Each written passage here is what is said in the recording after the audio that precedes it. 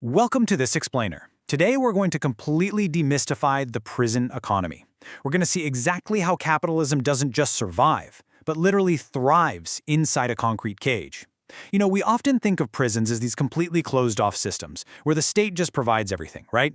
But the reality is, human nature and the fundamental laws of supply and demand, they don't just stop at the barbed wire. Let's jump right into this with a pretty stark reality check from the inside. There's this quote from an inmate named Rogers, and it perfectly nails our starting point. He says that even when physical cash, like the actual paper bills in your wallet, is strictly banned, human ingenuity is always going to find a way to create a currency. Soup is money. I know, it sounds wild, but by the end of this explainer, you're going to understand exactly why that makes perfect sense. All right, Chapter 1, The Birth of Currency, the classic economic problem behind bars. So, to really get how inmates trade, we first have to unpack this fundamental economic hurdle that pops up in literally any moneyless environment. Basically, pure bartering is incredibly inefficient. Just imagine, you're in prison, you work in the laundry, so you've got some extra clean socks. But what you really want is an onion to flavor your dinner. For direct trade to work, you have to find someone who not only has an extra onion, but also desperately wants your clean socks. Economists call that the double coincidence of wants. And because finding that perfect match takes way too much time and effort, inmates, just like early human societies actually, were forced to establish a standard unit of account. And if we look at how this evolved over time, it's pretty fascinating. For decades, the standard go-to currency was the cigarette. But as prisons started banning smoking in the 1990s, tobacco became illegal contraband. Its price absolutely skyrocketed, making it way too unstable for everyday trading. So the underground money supply had to adapt. In 1994, inmates shifted to these foil pouches of mackerel, known as Macs, which cost exactly $1 and didn't spoil. Then around 2007, we enter the modern era, the U.S. Postal Service Forever Stamp and the now famous Noodle Standard, using packages of ramen. And this shift to ramen perfectly illustrates what's going on behind the scenes. According to a major sociological study, ramen didn't just replace tobacco because of the smoking bans. It actually took over because of a concept called punitive frugality.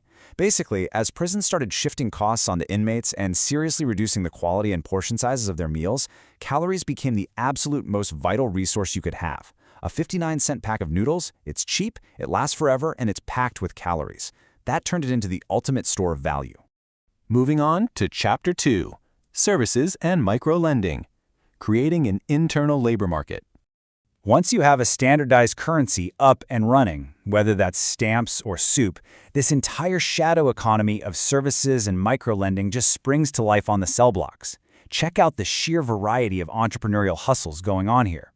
If you arrive in prison indigent, meaning you have literally zero money coming in from the outside world, you have to hustle just to afford basic hygiene items.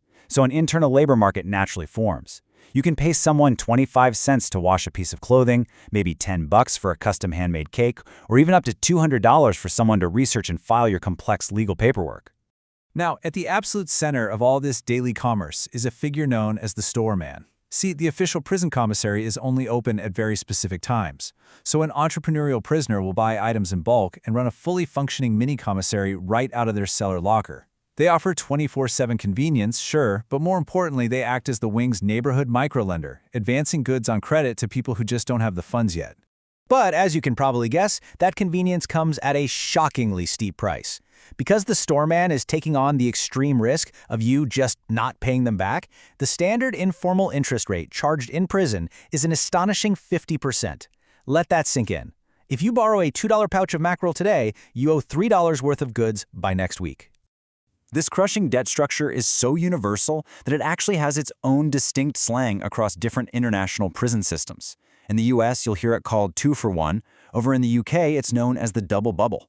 And failing to pay back this debt, it is incredibly dangerous. To maintain their reputation and ensure everyone else pays up, a storeman might resort to severe violence to collect. It creates this vicious cycle of debt and physical risk for the borrower. Let's look at Chapter 3, the isolation economy. Trade within solitary confinement. Let's transition now from the general population to the most restrictive environment imaginable, solitary confinement, often just called the box. Even when locked in a tiny room for 23 hours a day, economic trade does not stop. It's wild. Inmates created this localized physical supply chain called fishing. What they do is tear their state-issued bed sheets into tiny strips, tying them all together to create up to 100 feet of line. Then, they attach a weight, usually just a bar of soap, and slide it under their door, casting it way down the hall to transport scarce goods, like stamps or magazines, right between the cells. And in places where the bars are simply too tight for a hand to fit through? Well, they innovate. They create tools like the spear, which is a tightly rolled-up magazine that they use to forcefully glide their fishing lines through those narrow gaps. This lets them establish trading routes over incredible distances. It requires an immense amount of physical skill and secretly coordinated collaboration to pull off. So, you might be wondering, what exactly are they trading for? Aside from stamps, it's almost always food. In solitary, the sheer boredom is honestly as painful as the hunger, so inmates will trade items straight off their dinner trays to construct these isolated luxury commodities. A perfect example is the box pie. They literally pound white bread down into a dense pie crust and fill it with fruit and sweets they've saved up. It just proves this fundamental point. Human beings will always seek to trade to create a little bit of comfort, no matter how severe their conditions are. Moving on to Chapter 4, Contraband and Outside Logistics, Risk Premium Pricing and Clearing Networks. Scaling up from the tiny microeconomy of solitary, we hit the high-stakes macro-logistics of illegal contraband. This is where the really big money flows. Just look at this massive tenfold spike in seized cell phones over just a 3-year period in the California system. We go from roughly 260 to nearly 3,000. Cell phones completely transformed the entire nature of inside-out communication, allowing inmates to literally coordinate outside activities directly from their bunks. And official reports, like the ones from the Office of the Inspector General, basically throw their hands up and admit that keeping these devices out is nearly impossible. Because without federal approval to jam cell signals, and with so many different entry points for staff and visitors, smuggling phones into a facility is essentially a low-risk, incredibly high-reward hustle. Now, because it's highly illegal contraband, these phones are subject to what we call extreme risk premium pricing. A single basic burner phone that might cost you $20 at a gas station on the outside, that same phone can run anywhere from $500 to $1,000 inside, and that creates a massive influx of illicit debt that simply cannot be paid off in instant noodles. So how exactly do you settle a $1,000 debt from inside a prison? Well, you use outside logistics. Inmates have actually designed these brilliant multi-step money laundering loops. Here's how it works. First, a store man collects stamps inside. Next, they physically mail those stamps to a family member or an accomplice on the outside. That person then sells them or uses modern payment networks like Cash App or Green Dot cards to convert that value back into real cash. Finally, that clean money is deposited right back into the inmate's official commissary account. They have literally seamlessly connected prison currency to the modern global financial system. It's kind of genius. Which brings us to Chapter 5, Shadow Regulation and Monopolies. Gangs as corporate cartels. With thousands of dollars constantly flowing through these illicit networks, we run into a major problem. An unregulated black market inevitably demands some kind of regulator. I mean, because inmates obviously can't just call the police or sue someone in small claims court over a bad drug deal or an unpaid loan. Prison gangs step in to fill the void. They basically act as brutal corporate cartels. They establish monopolies over the most lucrative contraband, they violently enforce contracts, resolve complex trade disputes between independent operators, and they even collect taxes or protection rent from storemen just to let them operate. In short, they provide the dark, violent governance required for large-scale illicit trade to actually function.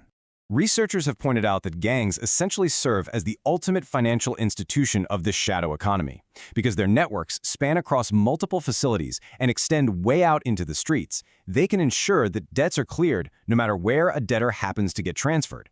They provide the institutional trust, albeit heavily enforced through fear, that a completely anonymous black market needs to survive. We're going to leave you with this final thought for today's explainer. The prison economy is absolute, undeniable proof that human enterprise, adaptability, and the sheer drive to trade are truly unstoppable forces. But it begs a really fascinating question.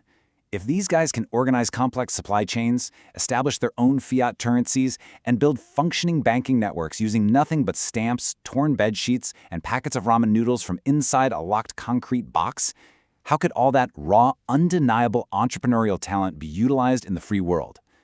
Think about that. Thanks for joining us, and keep asking the big questions.